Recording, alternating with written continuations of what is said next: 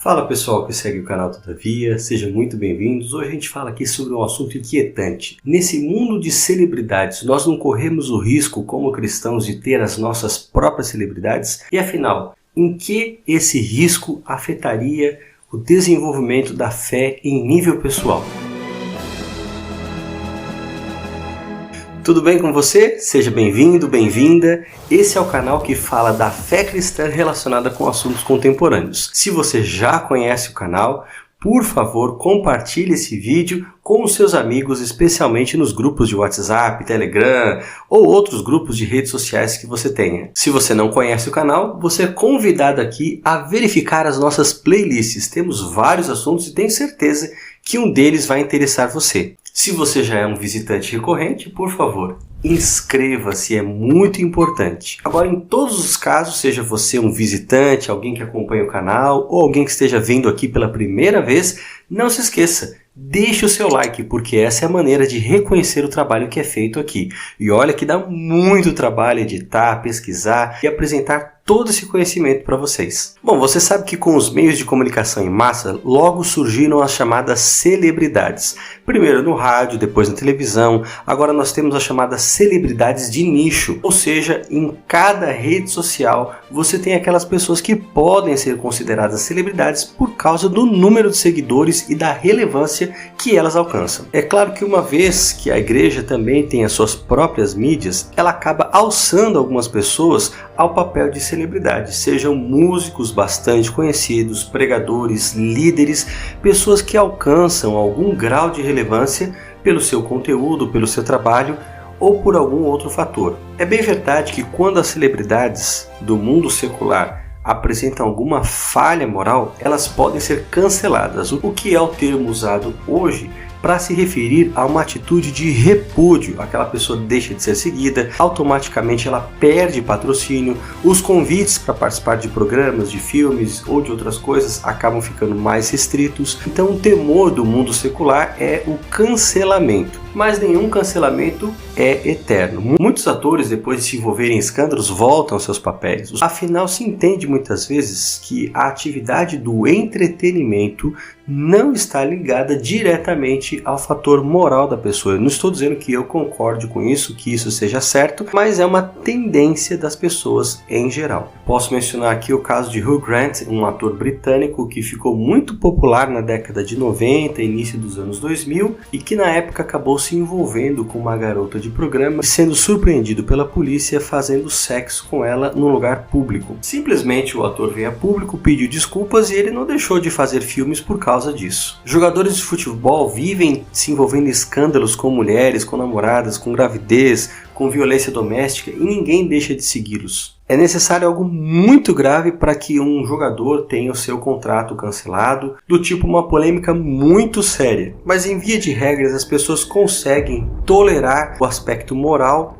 relacionados aos seus ídolos. O que dizer no mundo cristão? Essa mesma ética, que a gente chama tecnicamente de moral da simpatia, ela é usada na avaliação muitas vezes de líderes religiosos. A gente acaba tendo uma tolerância maior com o erro dessas pessoas, não por causa de um amor cristão que deve ser levado para todas as pessoas em todos os contextos, mas simplesmente porque elas são celebridades. As pessoas seguem essas celebridades, essas pessoas tentam emular o comportamento das celebridades e disputam muitas vezes em fóruns na internet, em chats, quem é o melhor cantor, o melhor pregador, criando até uma polarização de grupos em torno de seus respectivos ídolos. E quando acontecem falhas morais, as pessoas usam argumentos como errar é humano, tudo bem, ele falhou, mas todo mundo falha. A gente vê na Bíblia que Deus trata sim com maior responsabilidade os líderes.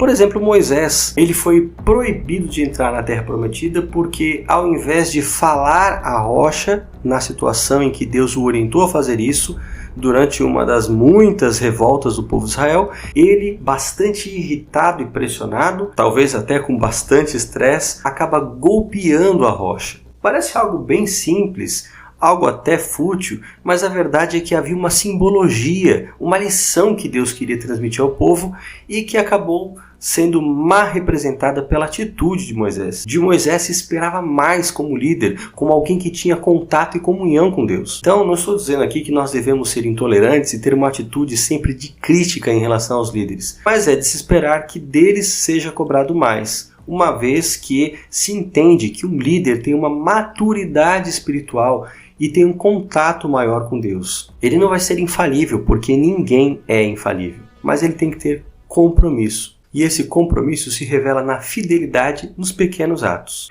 É claro que nós devemos aqui ser bastante realistas e não colocar as pessoas em patamares que ninguém deve estar. Afinal, esperar perfeição dos líderes, e eu digo aqui perfeição absoluta desses líderes, é algo desumano, porque nenhum ser humano é perfeito, mas nós podemos esperar que eles sejam fiéis, comprometidos e que deem um bom exemplo. Especialmente no caso de cantores e pregadores, a gente deve parar de incensá-los e brigar na internet como fanboys, como pessoas que ficam polarizando. Afinal, o foco não está nessas pessoas. O próprio apóstolo Paulo, quando estava na igreja de Corinto, percebeu o problema do partidarismo. Ele descreve que algumas pessoas ali se identificavam com Cefas, que é Pedro, outras com ele e outras com Apolo, como se fossem três grupinhos distintos brigando pelos seus ídolos. Paulo diz que nenhum deles era nada, todos eles eram obreiros na mesma obra, tendo trabalhos, ocupações, ministérios diferentes, mas estavam todos interligados. Não eram ministérios de Paulo, de Pedro ou de Apolo, mas todos eles eram ministros do Senhor Jesus. A obra era a mesma, embora os obreiros tivessem funções diferentes. O nosso foco não deve estar nas pessoas que servem a Deus. Se nós nos apoiarmos nas pessoas, podemos criar expectativas erradas e caso essas pessoas enfrentem algum problema moral, nós vamos cair junto com elas, porque vamos estar fixando a nossa fé no ser humano. E é justamente nesse sentido que também o profeta Jeremias diz que maldito é o homem que confia no homem. Ele não está dizendo que você não possa confiar nas pessoas, que você tem que ser sempre desconfiado. Ele está dizendo de um tipo específico de confiança. Justamente aquele tipo de confiança que é a base do relacionamento entre o crente e Deus. Quer dizer que essa confiança eu só posso ter em Deus. É um nível de confiança absoluto que está ligado até com a salvação. E nesse sentido é pecado eu confiar em um ser humano como eu deveria confiar apenas em Deus. Para exemplificar, eu posso amar todas as pessoas, e a Bíblia diz que eu tenho que amar todas as pessoas, mas há um tipo de amor que eu devo ter apenas em relação à minha esposa. A forma como eu abraço, como eu acaricio, como eu a trato, como eu a respeito, como eu me relaciono com ela, é exclusivo dela. Da mesma maneira, a forma como eu confio em Deus, me relaciono com Ele e acredito nas suas promessas e sei que elas não vão falhar, é um tipo de confiança que eu deposito exclusivamente em Deus. Toda pessoa que confia em outra nesse sentido, ela acaba cometendo o pecado da idolatria. Eu sei que ídolo é uma palavra do vocabulário popular e a gente se refere, quando usa esse termo, a um cantor, a uma pessoa que a gente admira, mas esse termo tem implicações. E muitas vezes é fácil a gente cair numa idolatria cega e começar a endeusar as pessoas, porque o ídolo é justamente isso, alguém que vai ocupar o lugar de Deus. Nenhum ser humano deve ser idolatrado, quanto mais aquelas pessoas que trabalham para o próprio Deus. Elas não devem estar no foco. A Bíblia também nos aconselha a orar pelos nossos líderes e a tê-los em alta conta e respeito.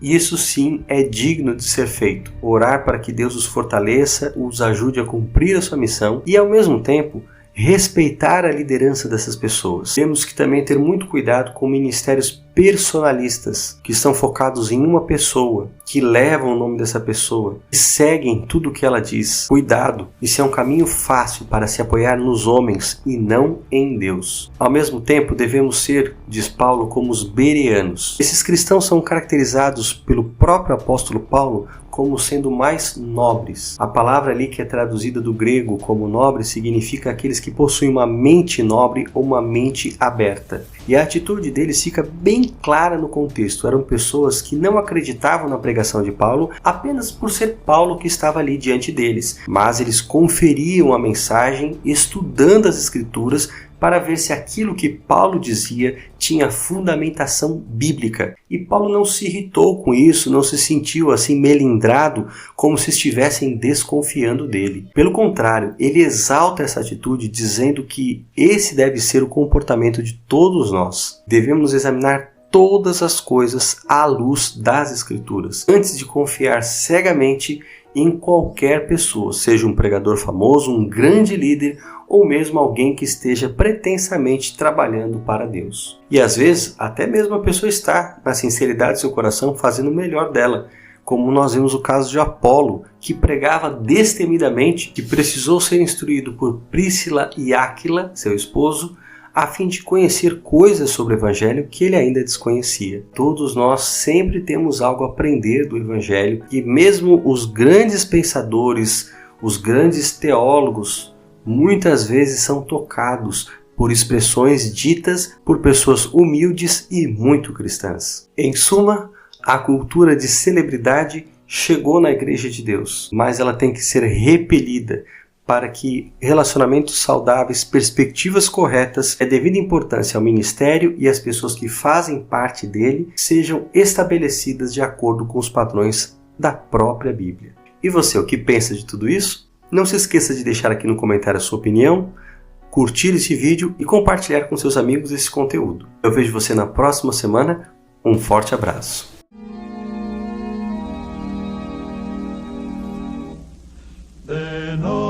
Through the mountains thunder in, and up from the rocky steep,